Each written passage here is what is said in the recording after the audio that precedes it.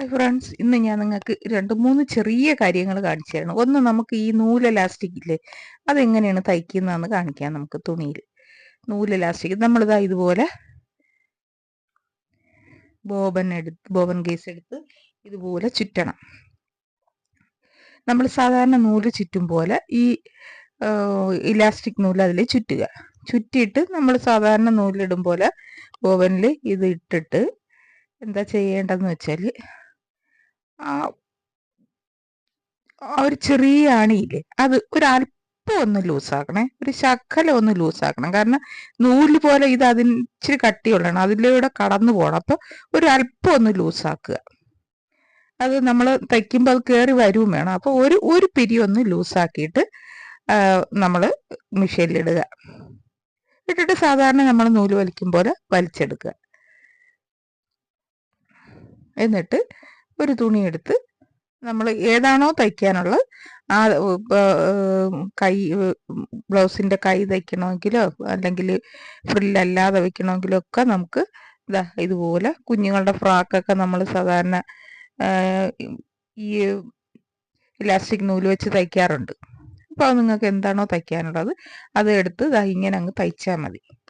അപ്പോൾ അത് ഒരു പാടും ഇല്ലാത്ത ഒരു കേസാണ്. പലർക്കും അത് അറിയില്ല, അത് എങ്ങനെയാണ് ഈ എലാസ്റ്റിക് നൂലിടുന്നത്. സാധാരണ നമ്മൾ നൂല് ചുറ്റും പോലെ ചുറ്റുക. എന്നിട്ട് നമ്മളത് ബോബനിൽ ഇടുമ്പം ആ ആണി ഒരു പിരി ഒന്ന് ലൂസാക്കുക എന്ന് മാത്രമേ ഉള്ളൂ കേട്ടോ. ലൂസാക്കുമ്പോൾ അത് നൂല് പോലെ നൈസ് അല്ലാത്തത് കൊണ്ട് അത് വലിച്ചിപ്പുറത്തോട്ട് എടുക്കാൻ ഒരല്പം ഒന്ന് ലൂസാകണം. അതുപോലെ തയ്ക്കുമ്പോഴത് കയറി വരണമെങ്കിലും ലൂസാകണം. ടൈറ്റായിട്ടിരുന്നാൽ അത് കയറി വരില്ല. അത്രേ ഉള്ളൂ.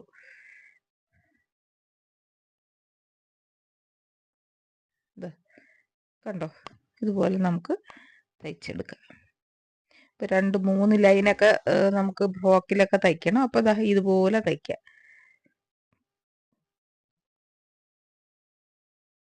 ഇത്രയേ ഉള്ളൂ. കണ്ടോ, ഇപ്പം ഉടുപ്പിൻ്റെ കൈയൊക്കെ തയ്ക്കണമെങ്കിൽ ഇതുപോലെ 2-3 എത്ര ലൈൻ വേണമെങ്കിൽ ഇതുപോലെ നമുക്ക് തയ്ച്ചെടുക്കാം.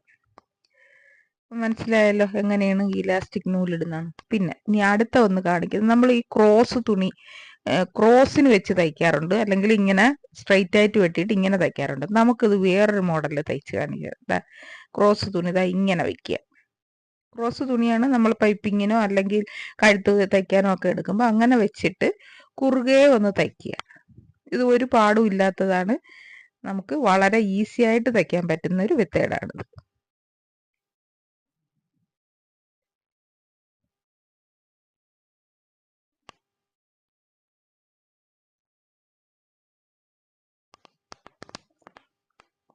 ഇങ്ങനെ തയ്ക്കുക. എന്നിട്ട് നമ്മൾ ആ തയ്യൽ തുമ്പങ്ങ് കട്ട് ചെയ്ത് കളയുക.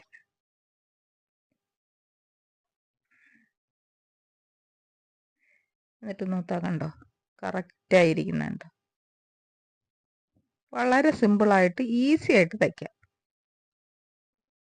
കണ്ടോ, അങ്ങോട്ടും ഇങ്ങോട്ടും പിടിച്ച് തയ്ക്കുക ഒന്നും വേണ്ട.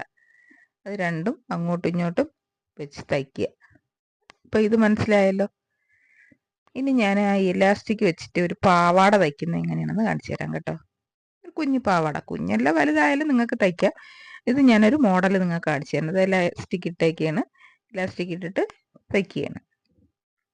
കൊച്ചു കുട്ടികളെ പാവാടയൊക്കെ നമുക്ക് ഇതേപോലെ തയ്ക്കാം. പിന്നെ നമ്മൾ അടിയിൽ ഫ്രില്ല് 2-3 തട്ടൊക്കെ ഫ്രില്ലൊക്കെ വെക്കില്ലേ, അപ്പോൾ അതൊക്കെ നമുക്ക് ഇതുപോലെ തയ്ച്ചെടുക്കാം കേട്ടോ. 2-3 തട്ട് പാവാടയും കുഞ്ഞു ഫ്രോക്കുകളൊക്കെ തട്ട് നമ്മൾ തയ്ച്ചെടുക്കൂലേ. അപ്പോൾ ഈ എലാസ്റ്റിക്, ഈ നൂല് എലാസ്റ്റിക് ഇട്ടിട്ട് തയ്ക്കുന്നത് ഇങ്ങനെ തയ്ക്കുക.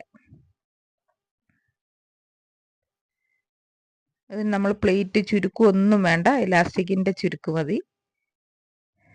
വലിച്ചൊന്നും പിടിക്കേണ്ട, അങ്ങ് തയ്ച്ചാൽ മതി. കണ്ടോ, ഇപ്പോൾ എലാസ്റ്റിക്കിൻ്റെ ചുരുക്കായി.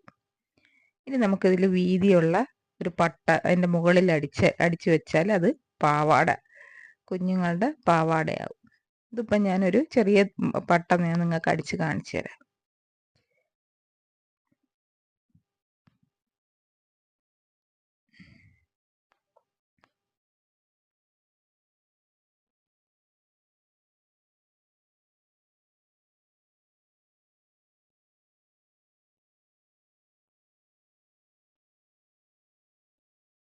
നമ്മൾ പാവാടയുടെ അറ്റത്ത് ഫ്രില്ലൊക്കെ വെച്ച് തയ്ക്കുന്ന അതിനൊക്കെ നമുക്ക് ഈ നൂല് എലാസ്റ്റിക് ഉപയോഗിക്കാം. ഇതുപോലെ തയ്ച്ചാൽ നല്ല ഭംഗിയായിട്ട് ഇരിക്കും കേട്ടോ. അത് നമ്മൾ കുഞ്ഞു കുഞ്ഞു പ്ലീറ്റ് ഇടുന്നേക്കാളും നല്ല രസമായിട്ട് ഇതിരിക്കും.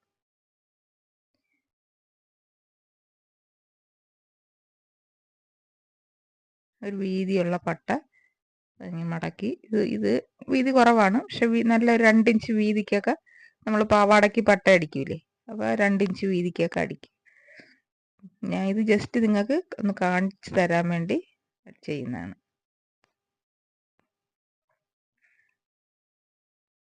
പിന്നെ കയ്യിൽ ഫ്രില്ല് വേണമെന്നുള്ള പ്ലീറ്റ് വേണമെന്നുള്ളവരുണ്ട്. അവർക്ക് നമുക്ക് ഈ നൂല് ഇലാസ്റ്റിക് ഇട്ടിട്ട് ഇതുപോലെ വീതി കുറച്ച് ചെറിയ പട്ട വെച്ച് ഇങ്ങനെ തയ്ച്ചു കൊടുക്കാം. കയ്യിലൊക്കെ പ്ലേറ്റ്സ് വേണമെന്നുള്ളവർക്ക് പ്ലേറ്റ്സ് ഇടാതെ തന്നെ ഇതിങ്ങനെ തയ്ച്ചാൽ അതൊരു ഭംഗിയായിട്ടിരിക്കും. കണ്ടോ, ഇതൊരു കുഞ്ഞു പാവാട ആണ് ഇപ്പം ഞാൻ തയ്ച്ചേക്കണത്. നല്ല ഭംഗിയായിട്ടിരിക്കും, കണ്ടോ. അപ്പോൾ ഇതൊരു ചെറിയ ടിപ്പാണ് നിങ്ങൾക്ക് പറഞ്ഞു തന്നത്. അപ്പോൾ ഇനി അടുത്ത ക്ലാസ്സിൽ കാണാം. ഓക്കേ.